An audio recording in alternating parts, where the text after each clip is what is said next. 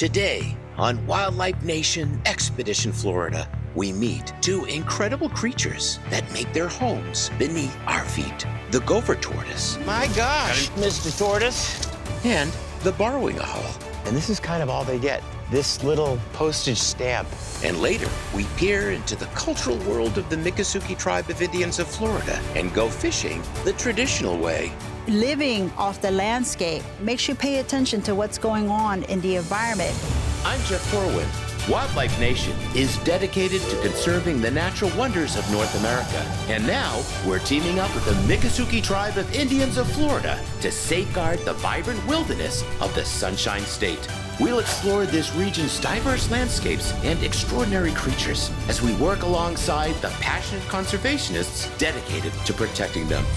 This is Wildlife Nation Expedition Florida.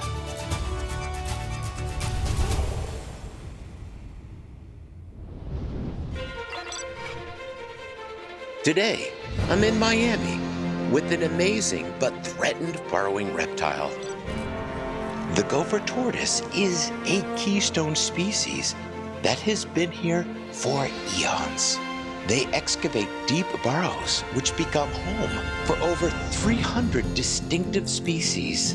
But tragically, development and habitat loss is threatening their survival. They are simply slow to mature, slow to reproduce, and very territorial. So once a gopher tortoise is displaced, it is incredibly hard for them to adapt to a new home.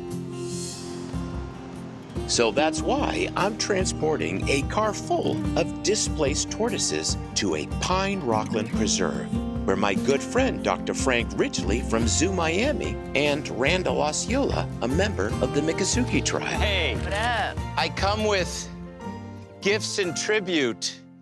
So this is a non-public preserve, so they can be here, do what gopher tortoises are supposed to, make more gopher tortoises because we need them, because they're a state-threatened species. And so it's a nice, quiet place in the habitat where they belong. It's a great place for that. And do you know, is this a boy or a girl? You know how to tell?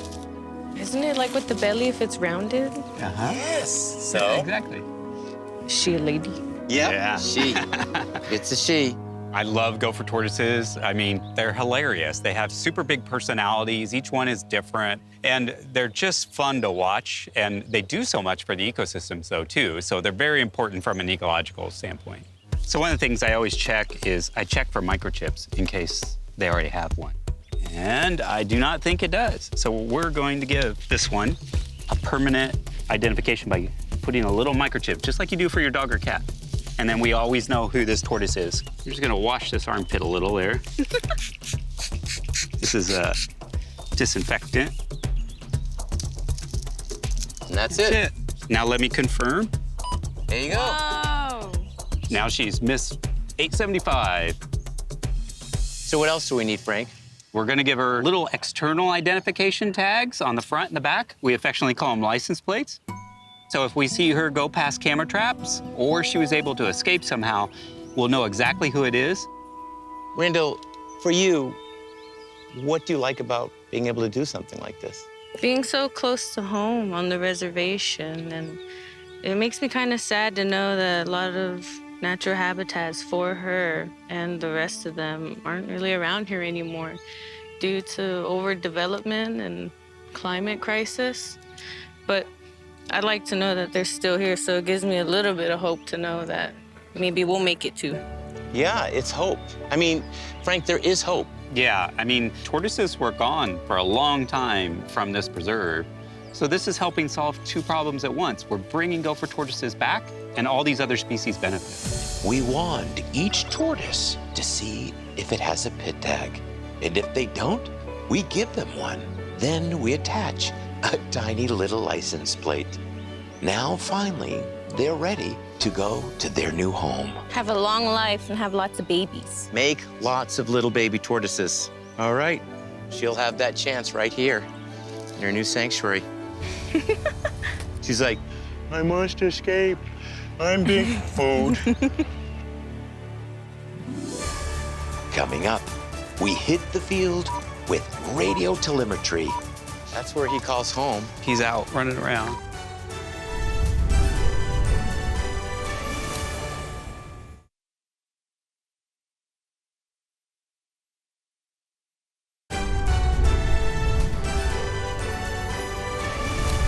I'm in a pine rockland preserve in Metro Miami that's off limits to most folks to keep the wildlife safe and the ecosystem pristine. I'm here with Dr. Frank Ridgely from Zoo Miami and Randall Osceola, a member of the Miccosukee Tribe. We're using radio telemetry to track down a wayward tortoise named Nixon. Nixon is a resident tortoise, and we're looking for him because he needs his medication. Oh, I hear him. Right there, I think. So just keep an eye out.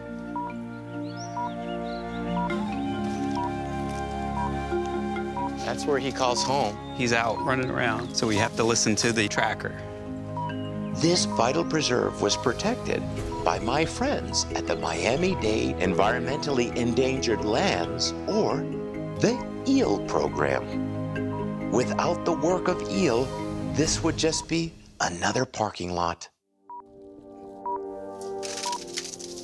You hearing it, Randall? I see it. There it is. Found it? My gosh. Got him, Jeff? Oh, yeah, that's My Nixon. gosh, Mr. Tortoise. He must be feeling better, obviously. He's out here running around. He's been hanging out at his burrow for the past few days, but now he's really out there.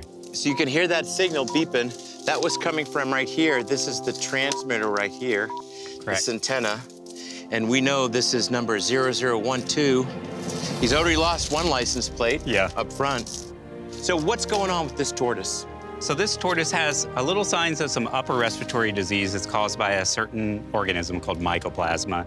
Unfortunately, it happens and it can spread into populations. Somewhere along the line, he came in contact with another infected tortoise. So I've been giving him his injections out here because we're at full capacity everywhere. But he's feeling better because he's left his burrow area and we had to go track him down. So I just need to give him a little injection in his front right leg. Let's do it. Again, a little armpit wash. Good job tracking, Randall. Yeah. This is just an antibiotic? Yeah. Oxytetracycline. That's it. So thanks to this amazing program with the conservation partners like Miami Zoo, thanks to EEL, this incredible regional community program protecting habitat, Nixon is gonna have a wonderfully productive future. All right, buddy, here you go. Go make some more tortoises.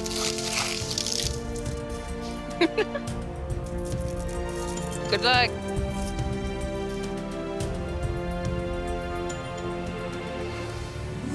Coming up, we're heading to Marco Island to meet some of the cutest locals. A wide variety of eye colors, not just yellow.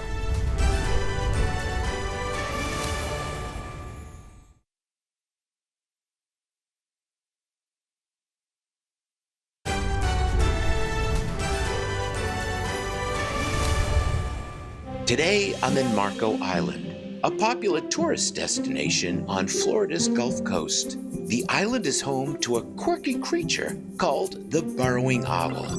They've once freely nested in the grasslands and sandy areas on the island.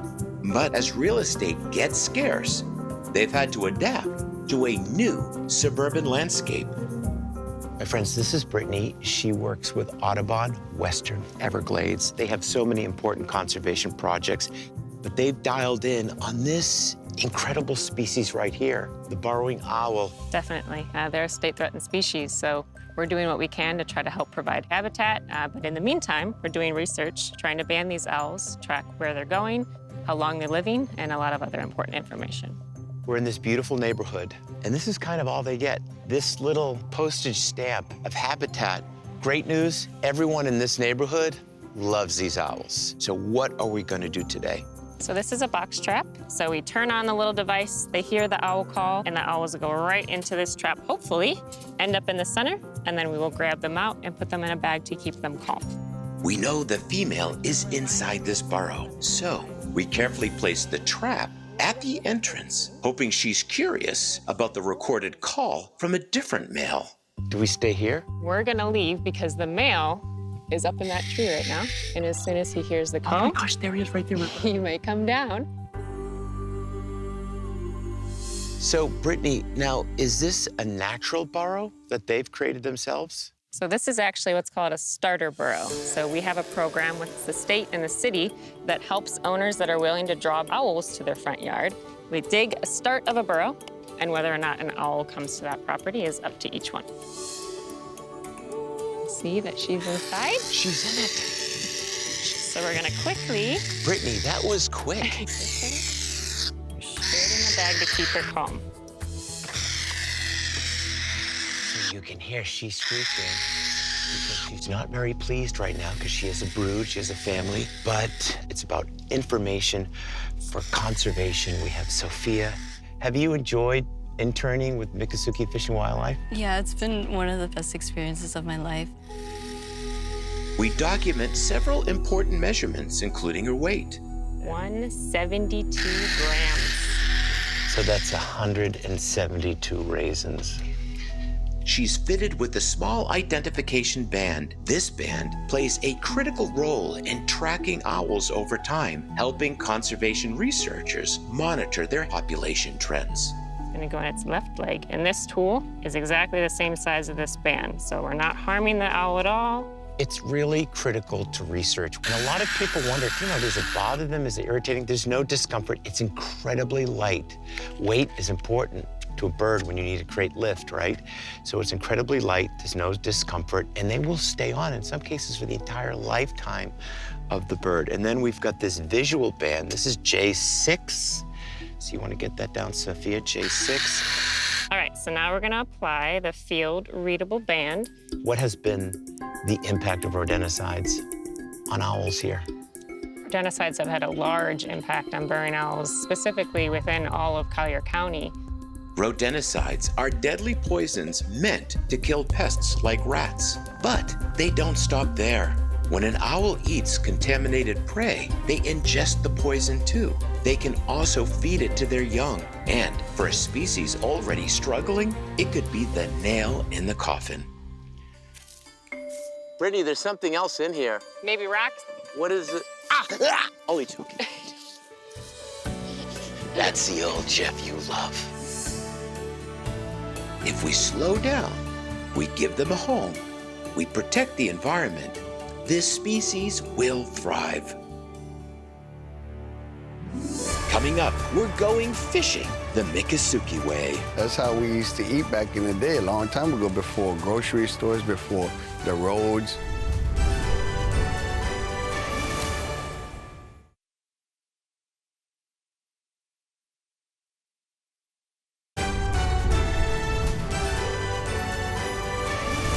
Most people think of the Everglades as one giant swamp, but it's actually a mosaic of micro-ecosystems, including these stunning cypress hammocks.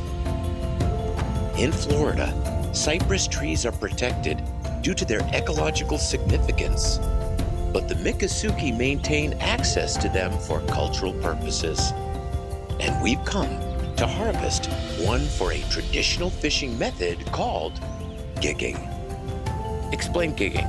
So when you gig, when you see the fish, you just throw it like a spear, and that rope is tied to your wrist, so after you hit it, you could just bring it up. How important is gigging, both culturally and just as a way of life? So that's how we used to eat back in the day, a long time ago, before grocery stores, before the roads. We still try to keep things going that we've had in the past, because if we lose our past, then we lose our future. First, we need to find the right tree. I think we got the perfect candidate. This one right here? Yeah, this one's a nice tree. It's nice and straight, nice width. Then, we harvest it.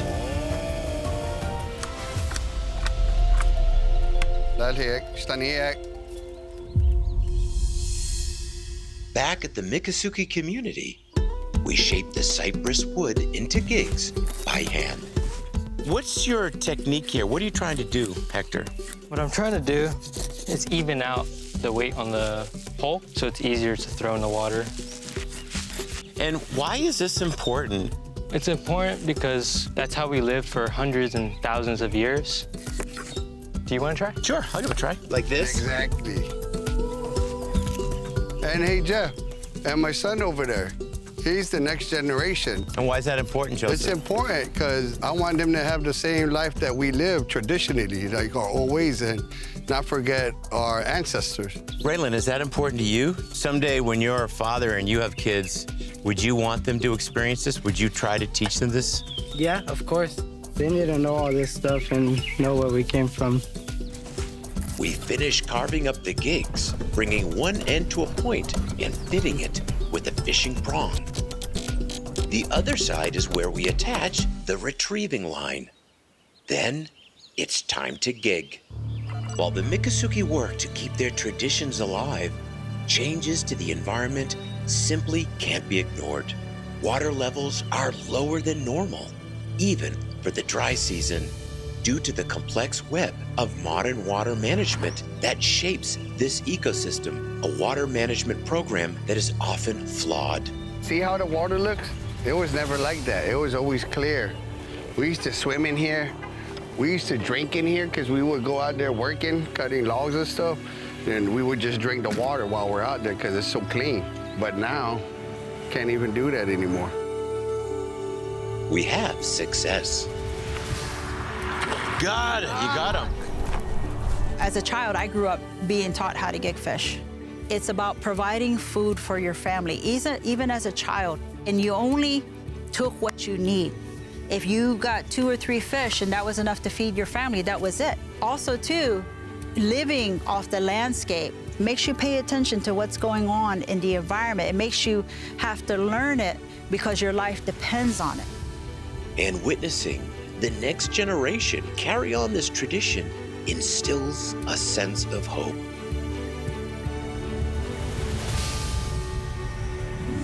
Coming up, we're heading back to the land of the Miccosukee to prepare an epic traditional feast. So this is where all the action is happening.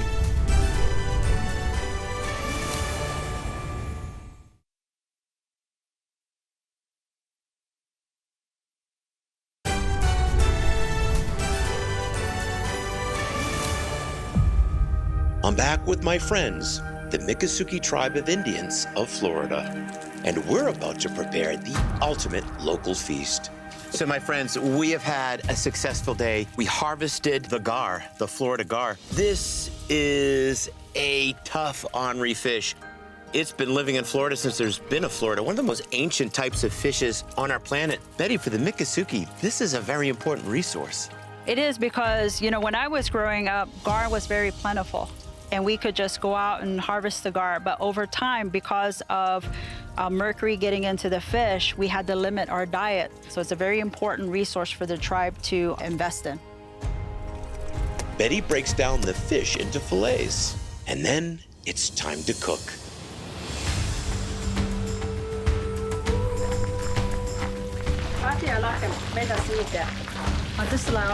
So this is where all the action is happening. We have venison bubbling away, and then we have this amazing fish. We add the garfish to the boiling oil. Crackling, golden, and simple. Very soon, our feast is ready. So, we all sit down together to break bread. This is, Betty, a sign of a job well done. It is, and it's family getting together and enjoying this meal that they all help prepare. What are the concerns for the next generation? What are the things that you guys are worrying about? We're worrying about our water quality. We're worrying about our tribal lands to be able to hold our ceremonies, to be able to have the food. We need to have a place to exist, and we're fighting very hard for our existence. That's what's at stake for the future generations. Traditionally, Miccosukees have kept to themselves, have been kind of off the radar screen behind the curtains. Yeah. Why are you guys changing? Why is it important to be out there and have a vehicle to share your story? Well, we're not changing, we're adapting. We're just adapting. We've been quiet for so long that people have taken our reservedness as acquiescence to what's happening in the environment. And we're at a point now that we have to start expressing our concerns. The world is coming to us. It's getting closer, so we don't have any other choice but to speak up. It's a necessity. Yes. All this water is gonna be pushed down and out into both sides of Florida. So it's gonna affect everybody, not just this little community. Florida is the ultimate wild jewel in North America, but it's also the poster child for many of the problems we face. The waters that we're talking about that find their way, that are killing the only coral reef in North America. So those problems feel overwhelming, but when we come together as a team, it gives us the motivation to fight that fight, to ensure that wild Florida is there for the next generation.